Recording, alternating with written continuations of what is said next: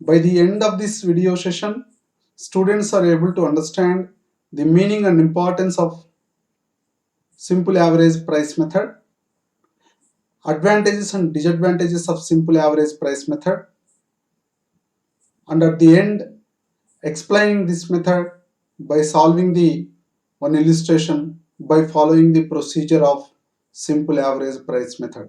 These are the learning outcomes of this session. Now, we will see the meaning and importance of simple average price method. In this method, materials are issued at the average price of materials on hand on the date of issue. The average price is calculated by totaling of all rates divided by number of rates so that we will get the average price. This average price can be used for pricing of issue of materials under the simple average price method. This simple average price is calculated by dividing the total of all rates of material in hand by the number of rates. That means if, for example, we are having the two different types of materials in hand, different two types of materials are having different prices. That is, one material per unit is 10 rupees, another material is 12 rupees per unit. That means we are having two different prices of these total divided by two rates. That is equals to 22 rupees divided by 2, that becomes 11 rupees. This is going to be our issue price of materials. And this method does not take into account the quantities of materials. This simple average price method does not consider the quantities of materials. It considers only the rates, that is price per unit, for calculating of average price. So this simple average price method does not going to consider the quantities of materials. It considers only the rates or prices of units of materials.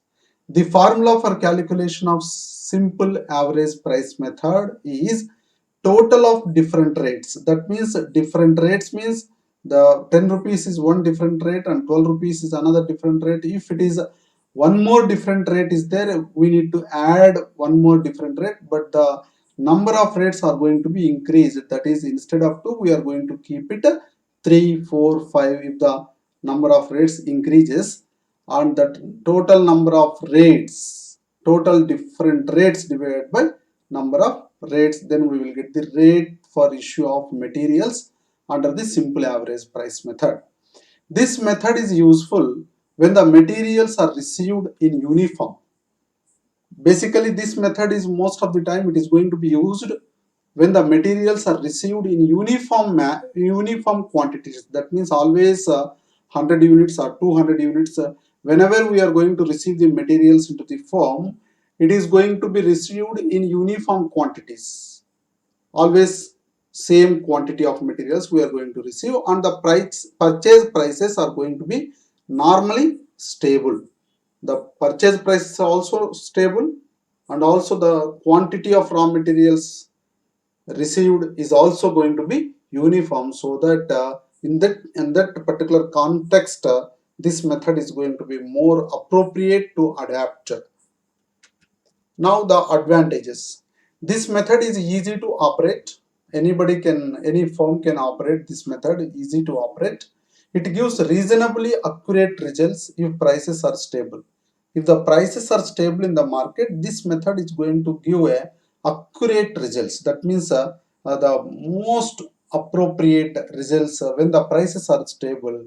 If the prices are fluctuating or not stable, in that case, this material is not going to give the accurate results. That means inaccurate results this method is going to present when the prices are not stable. And this method is very suitable when materials are received in uniform lot quantities. That means the purchase of raw materials are going to be in uniform quantities.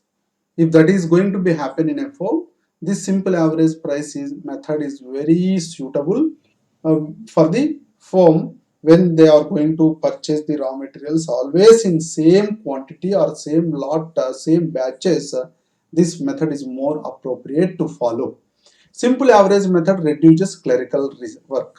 This method is always useful to reduce the clerical work, so that this method advantages are going to be, these are the 5 advantages. Apart from these 5 advantages, there are disadvantages also by adapting this method.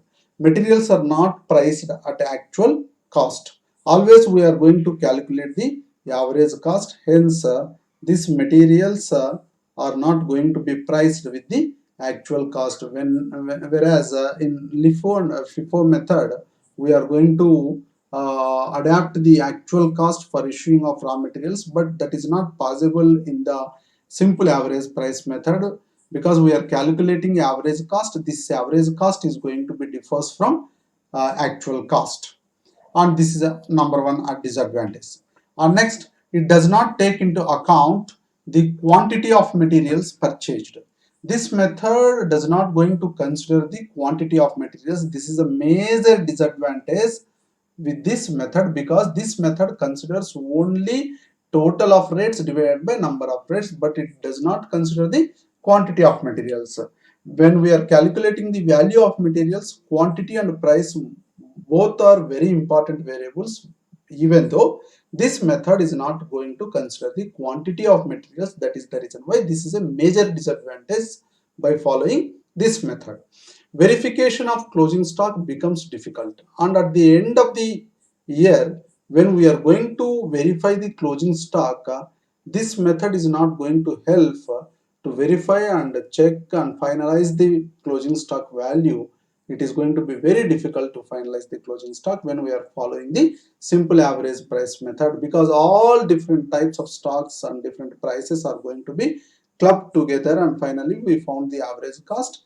That is the reason why it is highly difficult to the firm to find out closing stock verification. And when price and quantity of different lots are widely fluctuates, that means when we are purchasing the quantities in different lots, this quantity is differs from one lot to another lot, one batch to another batch, and also the prices are also fluctuating drastically from one lot to another lot. This method gives incorrect results. That means when the prices are unstable, when the quantities are not following uniform lots, in that context, this method are going to present a incorrect results. These are the disadvantages of this simple average price method. Now we will see the one problem for understanding, for better understanding of this simple average price method. By taking one illustration, we will prepare the simple average price stores lecture. Then it is very easy to understand how this simple average price method are going to be used for pricing of issue of materials. Now we will see the problem. X Limited furnishes the following stores transactions for July 2020. On July 1st, opening balance is 200 units, value is 2000 rupees. On July 4th, receipts from B and Co. Goods receipt note number is 11, 300 units at the rate of 12 rupees per unit.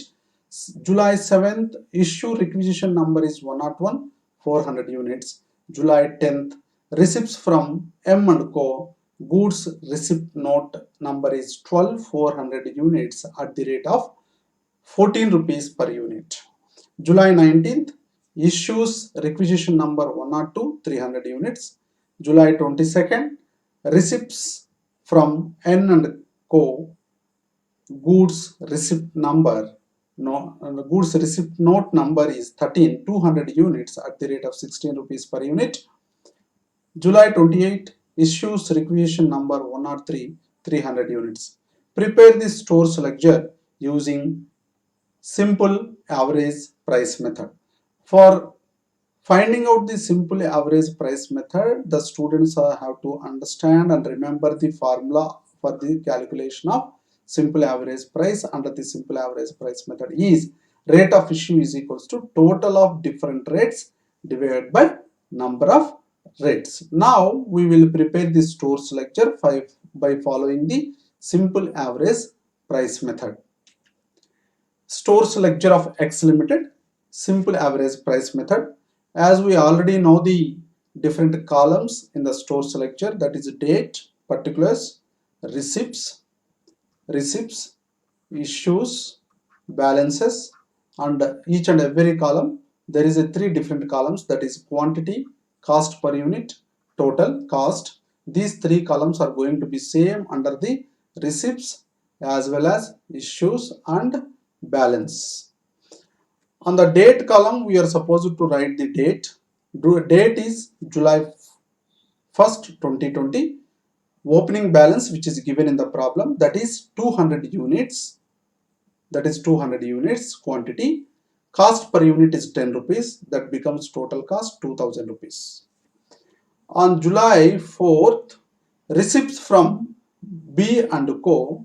Goods receipt note number is 11. 300 units we have received. That means we purchased 300 units with the price of 12 rupees per unit. That becomes 12 3 ja 36. That means 3600 rupees total cost.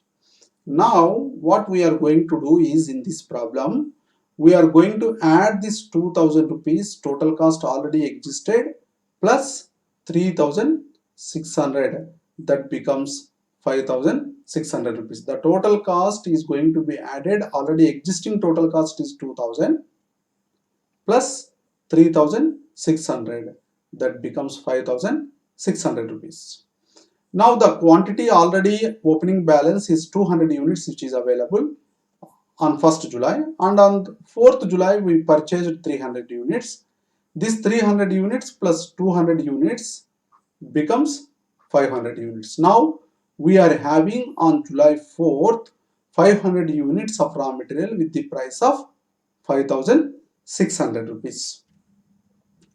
On the 7th July we are issuing the raw materials to the production department from the stores department.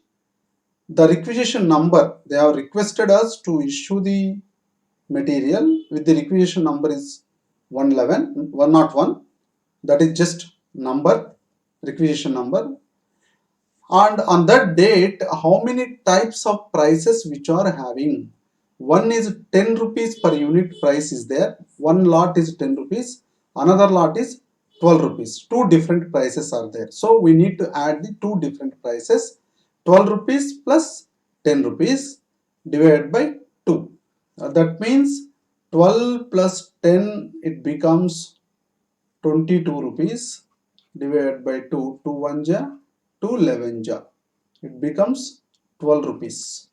12 rupees, our issue price is going to be our 11 rupees. Issue price is going to be 11 rupees. How do you calculate that 11 rupees?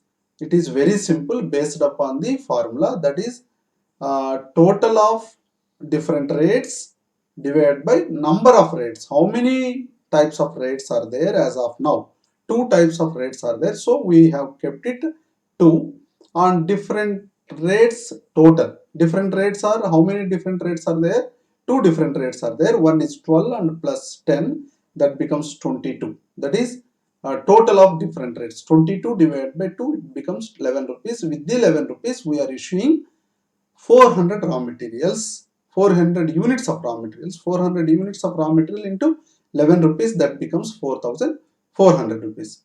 After issuing of 400 units, what is the number of units are going to be left in the balance? As on 4th July, we are having 500 units, out of which we have issued 400 units. Then 500 minus 400, then we will have 100 units on 7th July in hand. This 100 units, how much it is going to be? That is very easy to calculate.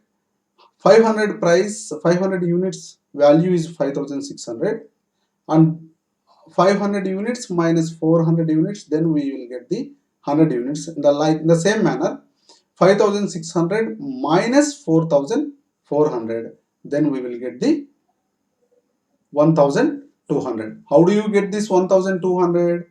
It is very simple. 5600 minus 4400, we will get the 1200. And how do you get this 100? We are having 500 in our hand, issued 400, then we will get the balance of 100 units. Like that we have to calculate on issue date. In this method we are going to calculate the issue price on the issue date only. Now we will see the another step. On the 10th of July, again receipts from M and Co. Goods receipt note number is 12, that is 400 units. We purchased again 400 units with the price of 14 rupees. 400 with 14 rupees, 5600. That means 14 4 ja 4 4 ja 16, 6 1, 4 1 ja 4 plus 1 5, 5600 rupees. This is purchased value. And already we are having 100 units. Now we are purchased 400 units. 400 plus 100, 400 plus 100, it becomes 500. Now already we are having 1200 value in the balance. 1200 value plus 5600, that becomes 6800. 5600 plus 1200, it becomes 6800 rupees. Now on the 19th, again issues, requisition number is 102. Earlier requisition number is 101. Another present requisition number is for issuing 102. How many units we need to issue? 300 units we need to issue. 300 units we are issuing with the 13 rupees. How do you get that 13 rupees? The 13 rupees, this 14 rupees plus 12 rupees divided by 2, then we will get the 13 rupees. Why do you take only 14 and 12 instead of 10? We have not taken the 10 now. We have taken only 14 plus 12. As of now, we are having 500 units. Out of these 500 units, 400 units purchased on 10th and remaining 100 units purchased on 4th. That is the reason why we are taking only 14 rupees plus 12 rupees but not the 10 rupees, because these 500 units of the raw material is not included these 200 units of raw materials on opening balance. That is the reason why this 10 rupees is not considered into the calculation of issue price on 19th. Hence we have to take only 14 rupees plus 12 rupees divided by 2, then we get the 13 rupees. The 13 rupees is used as a issue price. How many units we need to issue? We need to issue 300 units with the 13 rupees, then we will get the 3900 rupees. Out of 500 units we issued 300 units. Then how many units are going to be left with stock? That is 200 units. That means 500 minus 300, then we will get the 200 units of balance on the 19th. And now 6800 rupees value is there, out of which we have used for issue 3900. After deducting this 3900 from this 6800, then we will get the 2900 rupees. That is 6800 minus 3900, then we will get the 2900 rupees balance on 19th. On 22nd, again receipts from N and Co. Goods receipt note number is 13. Again we purchased 200 units with the price of 16 rupees, that becomes 3200 rupees. 16 2 ja 32, 3200 rupees value which we purchased on 22nd. Already how much stock is available with us? 200 units stock with the value of 2900 rupees which is available with us. Again we purchased 200 units of raw material with the through 3200 rupees. Then we need to add existing stock as well as the purchased units on 22nd. 200 units existing stock plus 200 units purchased stock on 22nd, then becomes 200 plus 200 becomes 400. Value is value is 2900 plus 3200.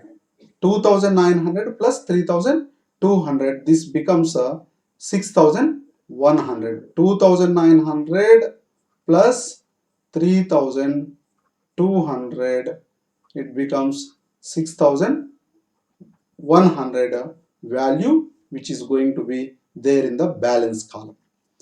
Again on the issues, that is requisition number 103. On the requisition, we are going to issue 300 units. This 300 units is a combination of two stocks. One stock is 200 units of 16 rupees. Another stock is 400 units of 14 rupees, out of which already issued 300 and remaining leftover is 200 units. This 200 units is with the value of 14 rupees. This 200 units value with the 16 rupees. Now how many types of prices are there? Two types of prices is there, that is 16 rupees price and the 14 rupees price. So we need to add the total different prices. 16 plus 14, that becomes 30, divided by number of prices is 2, that is going to be 15, and this 15 rupees is going to be used for the issue of 300 units of materials. We are having the balance of 400 units of raw material on 22nd. We are issuing on 28th 300 units. That means 300 units with the average price, that is 15 rupees. 15 3 ja 45, that is 4500 rupees value is issued. Out of 400, when we issued 300, then we will get the 100 units balance, and 6100 value. Out of this, we have issued the 4500 units of material. After deducting this 4500 from 6100, then we will get the 1600. This is the balance, that is the closing stock value is 100 units with the 1600 rupees. This is the closing stock balance as on 28th July 2020. Like this, we have to prepare the stores ledger of X Limited based on the simple average price method. In this method particularly, the students have to understand clearly how to calculate the issue price. It is very simple to calculate the simple average price is to find out the how many different stocks are there. First step, after finding out the different stocks, what are the different prices of that particular stocks, and adding that different rates of stocks. 12 rupees plus 10 rupees, that is two different stocks is going to be 22 rupees, divided by number of prices, that is number of rates. How many rates we added? Two rates we added, so divided by 2. If the stock is available in the balance with the different stocks, like 3 stocks, 4 stocks, in that case we are going to take 3, 4, like that. So students, I think you have understood clearly calculation of simple average price method. Thank you for watching this video.